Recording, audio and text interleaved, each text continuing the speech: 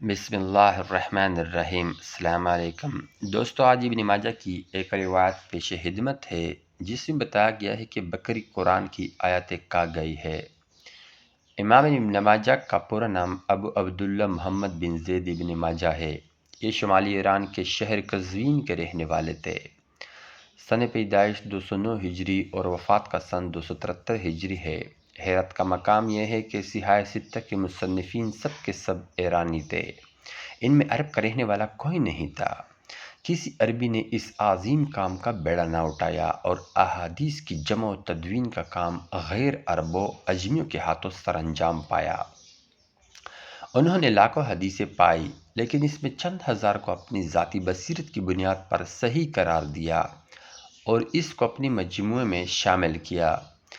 ان احادیث کی صحیح ہونے کے متعلق نہ تو ان کے پاس خدا کی سند تھی، یعنی خدا نے ان کو بذریعہ وحی یہ نہیں بتایا کہ فلاں حدیث صحیح ہے اسے رکھ لو اور فلاں حدیث غلط ہے اس کو مسترد کر لو، نہ ہی اس کی کوئی سند رسول اللہ نے عطا فرمائی تھی کہ آپ نے جن اقوال کا انتخاب کیا ہے وہ فی الحقیقت میرے اقوال ہے، نہ ہی اس کے پاس پہلے کا کوئی تحریری ریکارڈ تھا جس سے انہوں نے ان احادیث کا انتخاب کیا ہو۔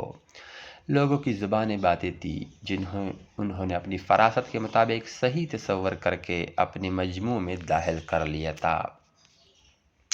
امام ابن ماجہ نے 4 لاکھ حدیثوں میں صرف 4000 کم و بیش اپنے مجموعے میں شامل کی، باقی سب حدیثوں کو مسترد کر دیا۔ حدیثوں کی جتنی کتابیں بھی ہیں یہ سب ان کی انفرادی کوششوں کا نتیجہ ہے، اور یہ انسانی کوشش ہی تھی جو کسی طرح بھی غلطی سے پاک نہیں ہو سکتی۔ آپ خیال فرمائیے کہ کیا دین اسلام بھی ایسی چیز ہے جسے اللہ تعالیٰ اور نبی کریم صلی اللہ علیہ وسلم یوں ہی لوگوں کی انفرادی کوششوں کے حوالے چھوڑ گئے؟ یہ تو محض اتفاق تھا کہ امام بخاری اور دیگر حضرات نے ان باتوں کو یکجا جمع کر دیا جو اس زمانہ میں عام طور پر مشہور تھی، ورنہ جس طرح ان سے پہلے اس قسم کی کوئی کتابیں مرتب نہیں ہوئی تھی، اگر یہ حضرات بھی اس کی کوشش نہ کرتے تو دین کا آدھا حصہ معاذ اللہ بالکل کھو چکا تھا۔ آپ خیال فرمائیے کہ وہ خدا جو دین کے مکمل ہونے کا اعلان قرآن کریم میں بالتصریف فرما دے کہ الیوم اکملت لکم دینکم واتممت علیکم نعمتی ورضیت لکم الاسلام دینا، ترجمہ آج میں نے تمہارے لیے تمہارے دین مکمل کر دیا ہے اور تم پر اپنی نعمت پوری کر دی اور تمہارے لیے اسلام کو بطور دین یعنی مکمل نظام حیات کی حیثیت سے پسند کر لیا۔ سورہ مائدہ 3۔ اور وہ رسول گرامی جن کے بعد قیامت تک کسی اور رسول کو نہ آنا ہو، وہ دین کے ایک ایسے اہم حصہ کو ایسی حالت میں چھوڑ گئے ہیں، ایسا تصور میں بھی نہیں آ سکتا۔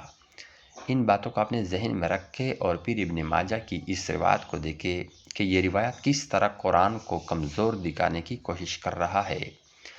حدیث ملاحظہ فرمائیے۔ رجم کی آیات اور بڑی عمر کے آدمی کو 10 بار دودھ پلا دینے کی آیات اتری، اور یہ دونوں آیاتیں ایک کاغذ پہ لکھی ہوئی میرے تخت کے نیچے تھی جب نبی اکرم صلی اللہ علیہ وسلم کی وفات ہوئی اور ہم آپ کی وفات میں مشغول تھے۔ ایک بکری آئی اور وہ کاغذ کھا گئی۔ ابن ماجہ 1944۔ آپ خیال فرمائیے کہ اس روایت میں ایک بکری کے ذریعے اللہ کی سیکورٹی کو دفن کیا جا رہا ہے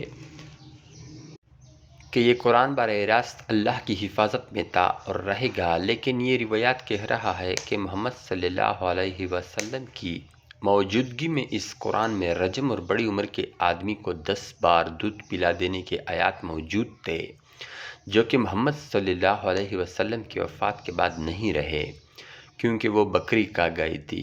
اس بکری کو اتنا بھی معلوم نہیں تھا کہ اس قرآن کی حفاظت کا ذمہ خدا نے لیا ہے۔ بہرحال ایسا کچھ نہیں ہوا کہ بکری قرآن کے آیات کھا جائے۔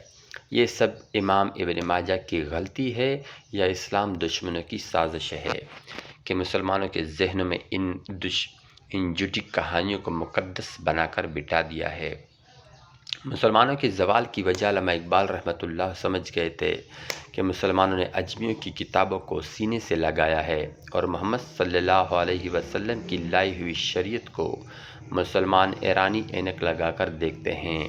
اس لیے تو انہوں نے فرمایا تھا کہ حقیقت خرافات میں کھو گئی، یہ امت روایات میں کھو گئی۔